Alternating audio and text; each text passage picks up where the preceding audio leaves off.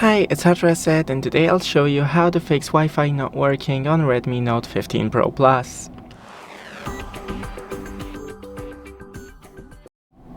So first, scroll from the top and open the Wi-Fi settings.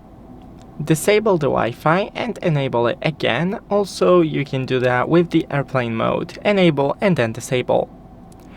Now, next to your network, click this arrow.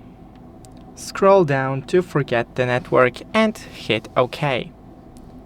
Now try connecting with your network once again by typing in the password. And if you still have any issues, then just restart your phone and the router.